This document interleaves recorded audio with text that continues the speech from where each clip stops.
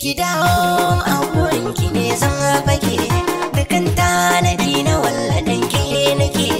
amince da ni buri na aure nake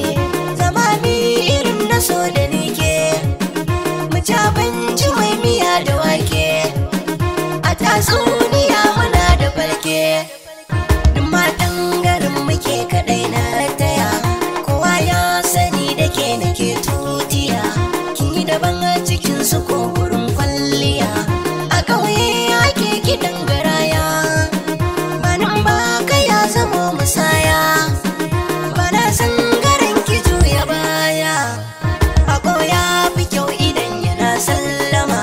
sai gwarzo ake kira mai raba gardama masoya su suka gane zakin zuma auta ce ki a cikin su mata na san dukakin dara su gata dan ke yanzu zani daga tuta yawan san kike sakan mafarki sai in ga gane ga kiwe a daki na aure kina biya sadaki tun daga nan na san kina da kima mai dace da kyakkyawar makoma dan yaro da rarrafe ya girma wanda ya zo gare ki dole in bar mushi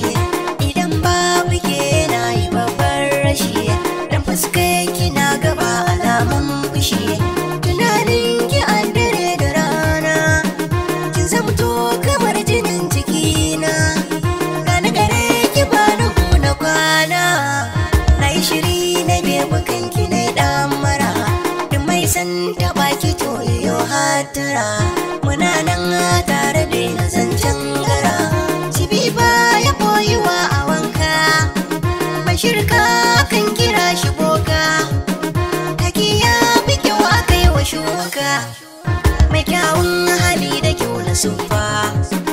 kisa kallabi na sanya jamfa jani muraya har muka yi ga tsufa sai abu ya yi kyau ake yabo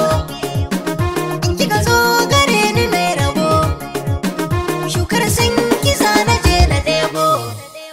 muna nan tare da wuya mai fara'a da kyan idaniya kaka san sanni gimbiya inda kike bida ki ja muje ina ci ki ban zaman waje kullum masu hassada da tuje soyayyar kina rike a zuciya na san rabu zaya yaya kunciya zaya tsare halin bakin kumurciya duka gari kyakin kasan madubiya cikin ranki gani bani gurbiya kalmar so ake kira da gobe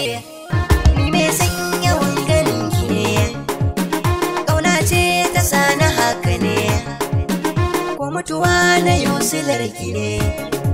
dan ba kya shafa mai na kara haske kaki baka mai